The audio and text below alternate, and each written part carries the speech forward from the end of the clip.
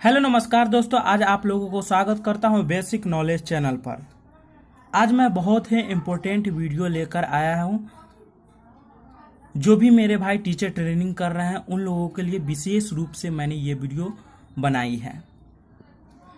आप लोगों से रिक्वेस्ट है, जो भी व्यक्ति हमारा वीडियो देख रहे हैं, अगर यदि आप हमारे चैनल पर नए हो तो प्लीज़ हमारे चैनल को सब्सक्राइब करें और बेल आइकन को प्रेस करें ताकि आपको नए नए वीडियो देखने को मिले। आज मैं मैथमेटिक्स के बारे में बताऊंगा कि मैथमेटिक्स का लेसन प्लान कैसे किया जाता है। टॉपिक मेरा है method of multiply and divide, मतलब कि गुना और भाग का तरीका। Lesson plan number 2। फर्स्ट में है name of the people teacher. जो भी भाई मेरे टीचर ट्रेनिंग कर रहे हैं उनका नाम होगा। उसके बाद name of the school, school का नाम होगा, मतलब कि आपका किस स्कूल में सेंटर पड़ा है उस स्कूल का नाम देंगे। उसके बाद मैं आज क्लास 5 का लेसन प्लान बनाने जा रहा हूं, तो क्लास 5 का नाम देंगे। उसके बाद सेक्शन क्या है, ABCD जो भी है वह यहाँ पर डालेंगे। उसके बाद पीरियड कौन सा चल रहा है, फर्स्ट है, सेकेंड है, थर्ड है, जो भी पीरियड है वो ये यहाँ पर पीरियड डालेंगे। उसके बाद टाइम ड्यूरेशन, मतलब कि आपके पढ़ाने की अवधि क्या है, 30 मिनट, 35 मिनट, 40 मिनट, 45 मिनट, जो भी टाइम पीरियड है वो यहाँ पर देंगे। उसके बाद सब्जेक्ट, मतलब कि कौन सी विषय का आप बनाने जा रहे हैं, तो मैथमेटिक्स, तो यहाँ पर मैथमेटिक्स देंगे। टॉपिक, मतलब किस टॉपिक पे आप लेसन प्लान करने जा रहे हो, तो गुना और भाग के तरीके। उसके बाद नेम ऑफ द सुपरवाइजर, यहाँ पर सुपरवाइजर का नेम होगा। तो चलिए आगे बढ़ते हैं। पहला है विशिष्ट उद्देश्य, विद्यार्थियों को गुना और भाग के तरीके के बारे में बताना। दूसरा है विद्यार्थियों को गुना और भाग का अभ्यास कराना। उसके बाद है सामान्य उद्देश्य, विद्यार्थी में चिंतन और तर्क शक्ति का विकास करना। उसके बाद है विद्यार्थी को गणित के तथ्यों का ज्ञान कराना और दैनिक जीवन में उनके अभ्यास की क्षमता उत्पन्न कराना। उसके बाद है पूर्व ज्ञान परीक्षण। क्या आप जोड़ जानते हैं? उत्तर हाँ।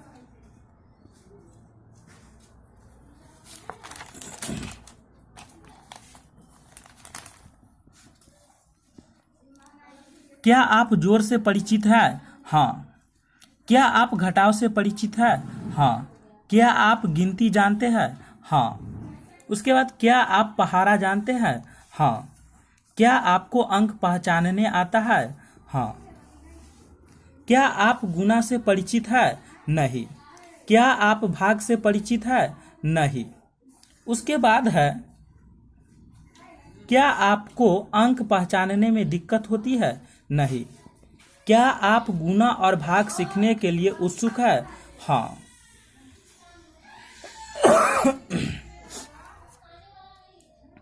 उसके बाद है प्रस्तावना। आप सभी बच्चों जोड़ का अभ्यास कर चुके हैं, ठीक उसी प्रकार गुना भी करते हैं, लेकिन अंतर सिर्फ इतना होता है कि बार बार जोड़ने के बदले सिर्फ एक बार हम लोग गुना कर देते हैं। जैसे 2 जोड़ 2 जोड़ 2 बराबर 6 होता है, अर्थात गुना में 2 गुने 3 बराबर 6 होता है। इसी प्रकार ही बार बार घटाने की क्रिया के बदले भाग करते हैं और बार बार घटाने के बदले भाग करना आसान होता है। इसी प्रकार गुना और भाग की क्रिया जोड़ और घटाव की क्रिया पर ही आधारित होता है। उसके बाद है उद्देश्य कथन। बच्चों, आज हम गुना और भाग के तरीकों के अध्ययन करेंगे।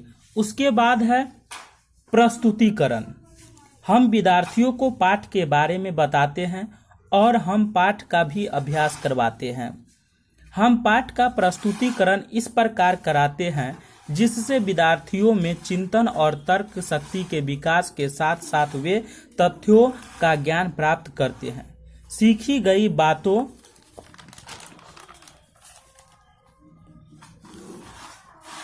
को किस प्रकार अपने दैनिक जीवन में उपयोग करेंगे, इसको भी बच्चे जानते हैं और लाभ उठाते हैं।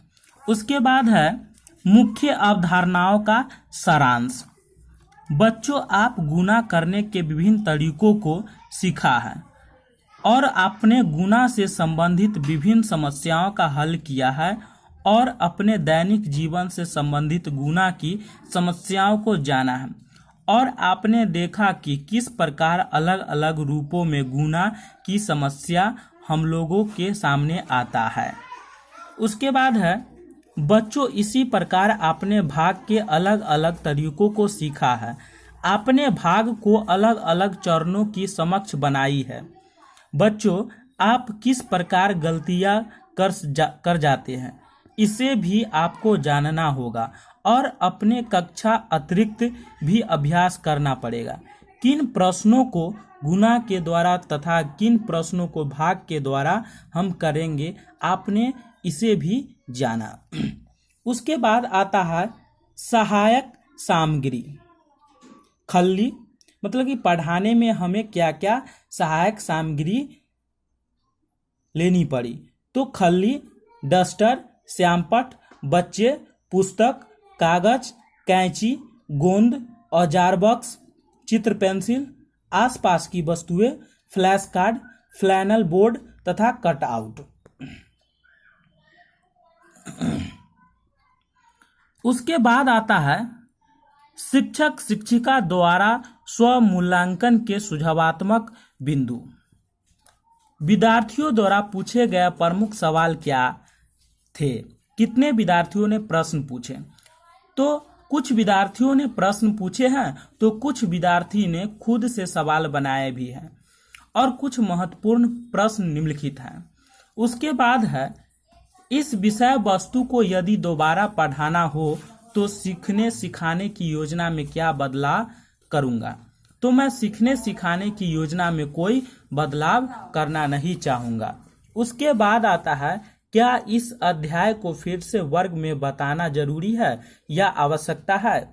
नहीं, इस अध्याय को फिर से वर्ग में बताना, समझना या चर्चा करना कोई जरूरी नहीं है। हम इस अध्याय को बहुत अच्छे से समझ गए हैं और हमें कोई दिक्कत नहीं होगी।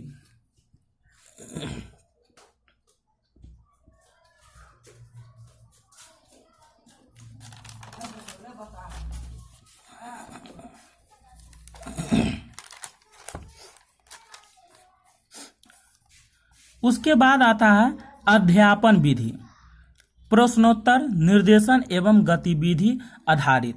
मतलब कि अध्यापक जो पढ़ाते हैं तो उनको किन किन चीज़ों की आवश्यकता पड़ती है। पहले शिक्षण बिंदु देंगे, उसके बाद शिक्षक क्रियाशीलन, उसके बाद छात्र क्रियाशीलन, उसके बाद श्यामपट्ट कार्य, उसके बाद मूल्यांकन कार्य देंगे। तो शिक्षण बिंदु में आता है गुणा और भाग के तरीके।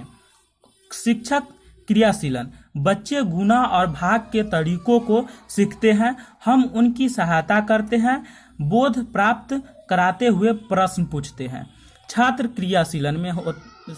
क्रियाशीलन में लिखेंगे विद्यार्थी प्रश्नों के उत्तर देते हैं, वे गतिविधियों में भाग लेते हैं, वे अभ्यास करते हैं।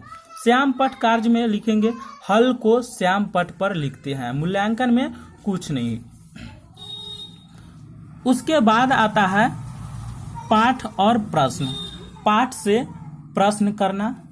पहला प्रश्न है 47 गुने 19। तो इसको छात्र क्रियाशीलन में जो छात्र है वो इसको हल करेंगे। 47 गुने 19 को जब गुना करेंगे तो पहले 7 को 9 से गुना करेंगे तो 9 सते 63 के 3 हाथ में 6 और 9 चौक 36 और 6 42 हो जाएगा। और उसके बाद 47 को 1 से गुना करेंगे तो ये 47 ही होगा। इसको आप जोड़ देंगे 3 इकाई 3, 7 दूनी 9, 4 4 8, अर्थात 47 को 9 से गुना करेंगे तो 423 होगा और 47 को 1 से गुना करेंगे तो 47 होगा। श्यामपट्ट में भी यही कार्य दोहरा देंगे। उसके बाद आता है दूसरा प्रश्न एक हाथी का बच्चा एक दिन में 12 लीटर दूध पीता है, वह एक सप्ताह में कितना लीटर दूध पिएगा। कहने का अर्थ है कि एक हाथी का बच्चा है जो कि एक दिन में 12 लीटर दूध पीता है, तो वह एक सप्ताह में कितना लीटर दूध पिएगा, मतलब कि 7 दिन में। तो 12 को 7 से गुना कर देंगे तो आराम से निकल जाएगा, 12 से 84 लीटर दूध पीता है। और श्याम पट कार्य में भी यही प्रोसेस दोहरा देंगे।